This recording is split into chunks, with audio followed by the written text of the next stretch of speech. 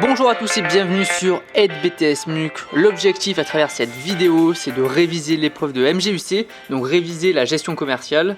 Et si vous voulez aller justement plus loin et réviser en seulement quelques minutes, vous pouvez aller sur le site, tous les liens sont en description, il y a plus de 80 fiches de révision pour votre épreuve de MGUC. Ce qu'on appelle le Allez, guide c'est parti. d'entretien, c'est une question qu'on peut vous poser le jour de votre examen de MGUC, c'est concevez un guide d'entretien pour votre recrutement. Le guide d'entretien, c'est tout simplement les étapes à réaliser lors du recrutement physique, la rencontre avec le candidat. Donc il y a plein d'étapes possibles à mettre, justement des étapes, des actions à mettre en place ce jour-là où vous allez rencontrer le candidat. Déjà, il y a une grosse phase de préparation. Donc dans la phase de préparation, il va falloir préparer à l'avance les types de questions qu'on va poser à chaque candidat ou de manière générale à l'ensemble des candidats. Après, il va falloir aussi relire vos CV, vos lettres de motivation pour se rappeler aussi des candidats. Donc bon, si vous en avez quelques-uns, c'est plus facile. Si vous en avez beaucoup, c'est important de savoir exactement à qui est-ce que vous avez affaire. Et du coup, grâce à cette relecture, d'adapter les questions à cette personne. Vous aurez aussi une grille d'évaluation qu'on verra par la suite de cette vidéo qu'il faudra déterminer, enfin qu'il faudra la préparer à l'avance pour pouvoir après choisir le bon candidat. Et bien sûr, il va y avoir toute une phase de planification quand même. Il va falloir prévoir une date, prévoir une heure, un lieu où vous n'allez pas être dérangé dans l'entreprise, où pas tous les 5 minutes vous avez l'employé du coin qui va venir vous demander s'il peut prendre, je sais pas, votre matériel dans le bureau. Il faut vraiment être dans un espace isolé avec justement du matériel et des outils qui sont adéquats pour faire votre entretien, surtout si vous prévoyez des tests de simulation ou des trucs comme ça. Donc bon, ça c'est la première étape, c'est la préparation qui est extrêmement importante. Ensuite, vous avez l'accueil du candidat. On essaye de faire un accueil plutôt chaleureux. C'est terminer le temps où le recruteur il était là pour dominer la personne qui est recrutée. Comme je vous disais dans la précédente vidéo sur la fiche de poste et le profil de candidat, l'offre d'emploi maintenant, elle a pour aussi objectif de séduire les candidats, puisque certains candidats, notamment à des postes élevés, ils ont le choix entre plusieurs postes. Et le but, c'est quand même de les attirer. Alors si vous faites un accueil vraiment glacial, c'est déjà mal parti. Donc accueil plutôt chaleureux du candidat, on le met à l'aise, on l'assoit ou on prend un café. Bon, si vous avez 10 candidats, évitez de prendre 10 cafés quand même. Mais sinon, voilà, on l'accueille de manière chaleureuse. Ensuite, lors de l'entretien, déjà la première étape, c'est vous en tant que recruteur, vous allez vous présenter un peu votre poste, qu'est-ce que vous faites dans l'entreprise, quel est votre rôle, pourquoi vous êtes là aujourd'hui. Et ensuite, vous pouvez présenter l'entreprise aussi dans la foulée, mais ça, vous pouvez le faire aussi après. Ensuite, vous allez demander au candidat de se présenter. Soit vous le faites tout de suite, vous le demandez, présentez-vous. Ou sinon, vous pouvez déjà commencer par des questions sur le CV ou lui demander justement de répondre à ces questions. De se présenter par lui-même, ça se fait beaucoup, parlez-moi de vous, c'est ce type de questions qu'on retrouve très souvent. Ça permet de laisser s'exprimer le candidat, de voir s'il sait parler, s'il sait structurer la manière dont il se présente. Donc ça, c'est le genre de travail que vous pouvez le faire en amont.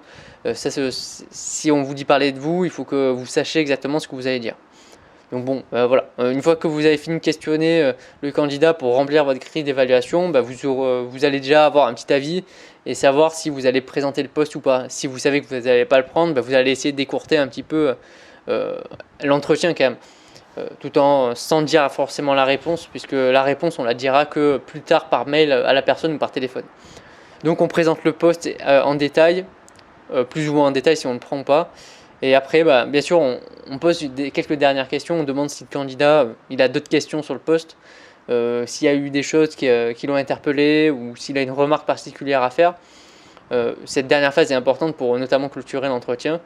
Et une fois qu'on a répondu aux éventuelles dernières questions du candidat, qui peut s'interroger sur le salaire, qui peut s'interroger sur la suite justement du recrutement, sur les missions, sur ses collègues de travail, sur tout ça, après on va mettre fin à l'entretien où on va demander à la personne de partir justement, la remercier d'être venue et on la contactera évidemment plus tard.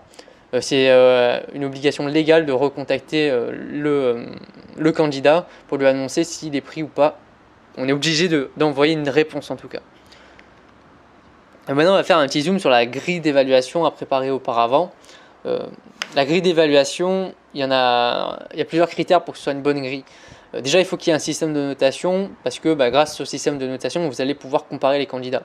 Si vous mettez que des très bien, des biens dans plusieurs critères, après vous ne savez pas trop lequel prendre. Alors que si vous mettez des points, vous savez qu'il y en a un qui a 50 points et l'autre il a 60 points. Donc a priori, c'est celui qui a 60 points qui devrait être pris. Il faut avoir aussi une grille structurée, donc on verra par la suite comment on structure. Il y a aussi des critères évalués lors de cette grille d'évaluation, ils doivent être en adéquation avec le poste. Je ne sais pas, par exemple, vous recrutez un vendeur, vous n'allez pas forcément lui mettre dans les critères est-ce qu'il sait manier l'outil internet, quoi. Il n'est pas là pour aller forcément sur internet, il est là pour vendre, hein. Donc vous allez évaluer ses capacités de vendeur et pas ses capacités de nettoyer le rayon ou autre chose. Donc il faut vraiment que les critères soient en adéquation avec le poste. Il faut qu'il y ait, on verra par la suite, qu'il y a un en-tête d'abord, ensuite un corps et ensuite une note. Donc ça c'est vraiment la structure habituelle de la grille d'évaluation. Et il faut aussi permettre aux recruteurs d'écrire des remarques supplémentaires. Donc ça c'est pareil, on va le voir lors de cette grille d'évaluation qui est donc cette première grille qui est à l'échelle de Likert. Et il y a une seconde grille avec des coefficients, donc ça c'est celle que j'utilise moi. Donc vous voyez que dans ces deux grilles, vous avez la même structure.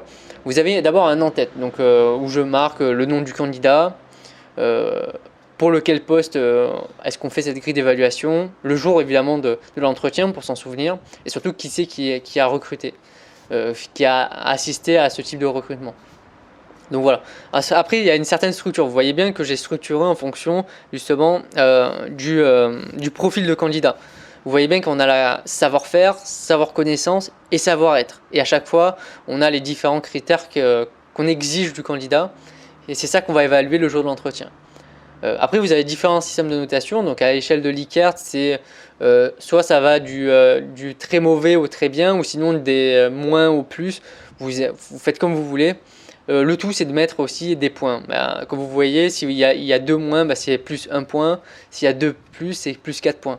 Ce qui nous donne à la fin un total, par exemple, de 38 pour cette grille d'évaluation. Alors qu'à côté, donc moi, c'est celle que j'utilise moi à droite, c'est celle avec les coefficients. Je mets en fait des notes. Donc par exemple, de 0 à 3, vous pouvez faire de 0 à 5 ou de 0 à 10 si vous voulez. Et après, je mets des coefs en fonction de l'importance justement du critère.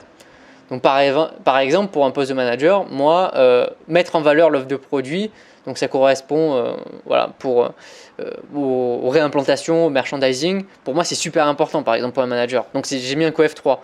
Par contre, la notion de vendre en face à face avec le client est beaucoup moins présente. Alors j'ai mis qu'un coef 1.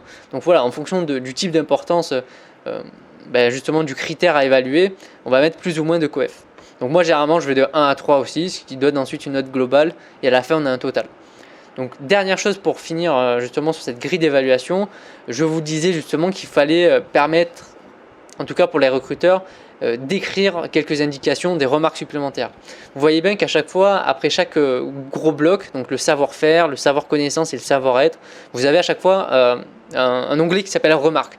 Donc s'il y a quelque chose qui sort du lot, on peut le marquer. Et à la fin, on a aussi une remarque ou une impression générale sur le candidat. Et ça va permettre peut-être de départager deux candidats qui ont une notation qui est assez proche.